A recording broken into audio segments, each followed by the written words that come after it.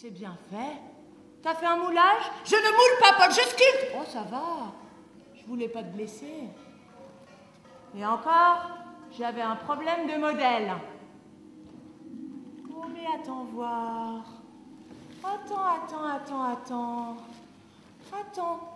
Profil, face, profil, face.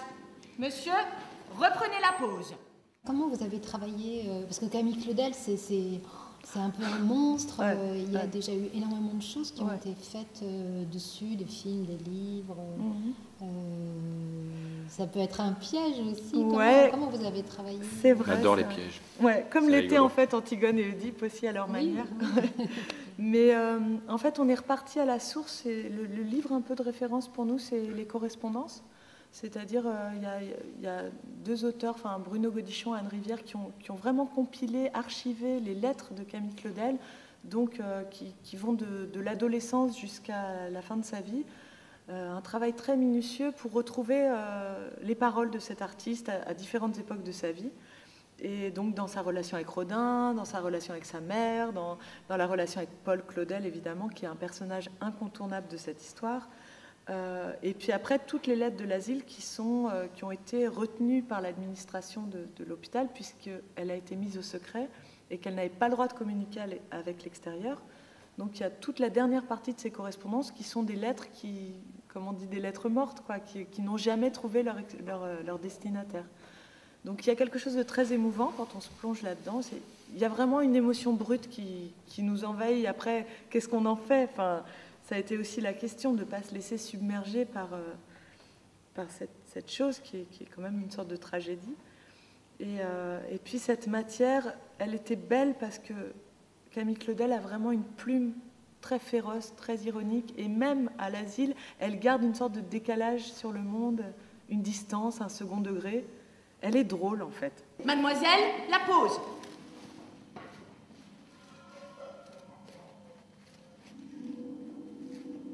Moins.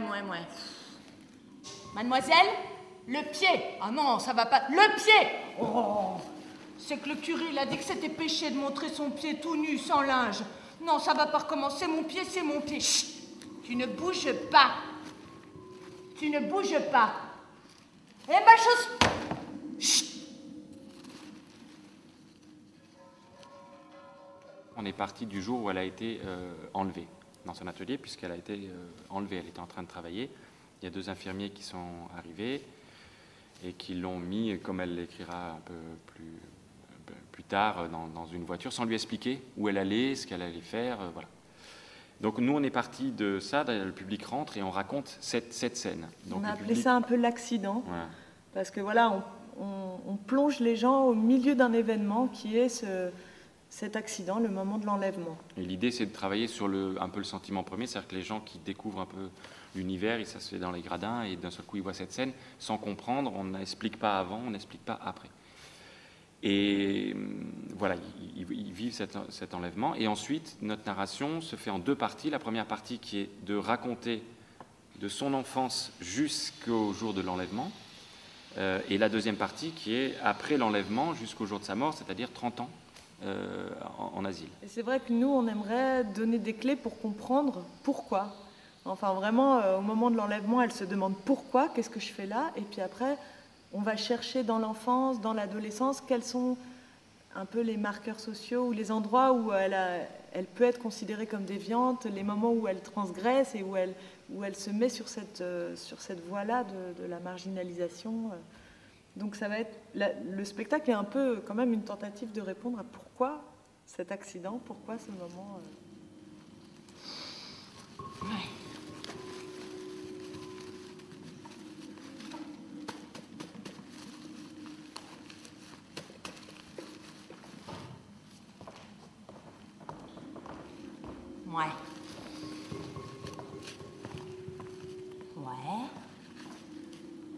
Ah, c'est pas mal. Ouais.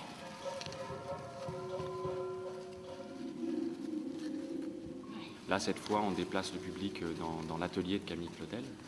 Donc il vient à proximité de du geste de travail, il faut qu'il ait la poussière, il faut qu'il ait le bruit, il faut qu'il soit vraiment à l'intérieur dans de notre cette bloc. Voilà. Et on est en empathie avec les personnages à chaque fois. C'est vrai qu'il y a quelque chose comme ça de l'ordre de...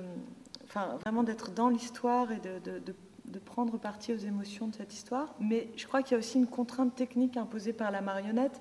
C'est que nous, on a toujours envie que le spectateur soit à moins de 5 rangs de nos personnages pour voir les détails, pour voir les yeux qui brillent, pour voir un peu la vie dans ces visages. Je pense qu'au-delà de, je sais pas, 5-6 mètres, on perd quelque chose de cette fascination pour l'objet. Et puis on retrouve le papier. Ouais. C'est votre matière de prédilection, le papier. C'est vrai, il y a une sorte d'obsession là. Donc là, on a traité le papier, mais d'une manière un peu différente, c'est-à-dire que on l'a traité comme si c'était un peu de la pierre, avec des plis. C'est une matière qui prend très bien la lumière, qui a des reflets. Et puis, on a traité le volume par le plat, quoi. Dans toutes les marionnettes, il y a une sorte de travail comme ça de la feuille de papier qui est mise en volume et qui... Les marionnettes sont entièrement vides, elles n'ont pas de squelette, mais tout tient par cette matière qui est mise en forme, quoi. Et c'est un peu aussi l'idée qu'on se fait du travail de la sculpture, quoi, de la mise en forme de la matière brute.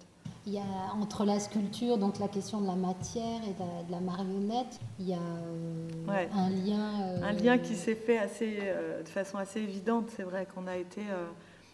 déjà fasciné par la trajectoire de vie du personnage de Camille Claudel, de la dramaturgie vraiment et sa trajectoire, son destin. Mais à l'intérieur de ça, ce qui nous intéressait vraiment, c'est le geste de travail. C'est comment est-ce qu'on trouve une forme à l'intérieur d'un bloc, comment est-ce qu'on dégrossit ce bloc à grands traits pour en délivrer une forme qu'on a pressentie, qu'est-ce qui se passe dans l'atelier, quelle est la transformation de la matière. Et il y a un thème assez récurrent dans le spectacle, c'est le temps qu'il faut pour œuvrer et faire ces sculptures qui ont traversé le temps. C'est-à-dire, on montre un peu le décalage entre le temps qu'il faut pour créer la sculpture et puis le monde, le siècle en mouvement qui avance très vite. En même temps, on invente le cinéma. Les choses, c'est un peu l'accélération qu'on connaît actuellement, là. Mais elle, c'est des heures à polir un marbre à l'os de mouton. Enfin, il y a une sorte de grande paradoxe. Enfin, voilà.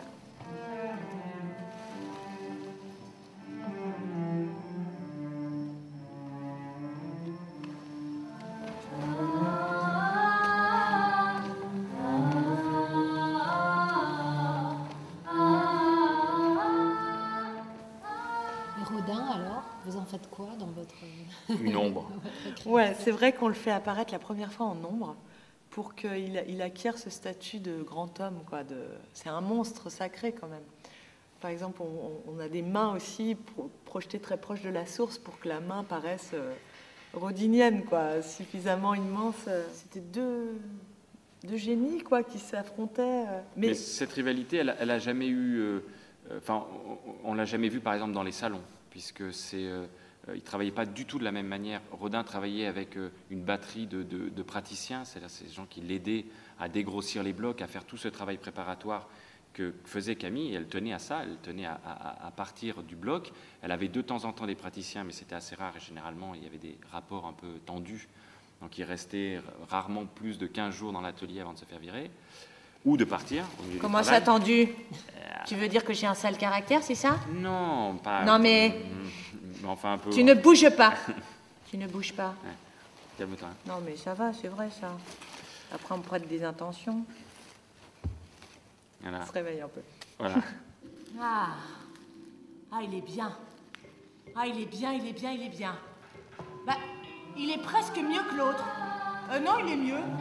Il est tellement parfait qu'on va penser que j'ai fait un moulage. Je ne moule pas, je sculpte.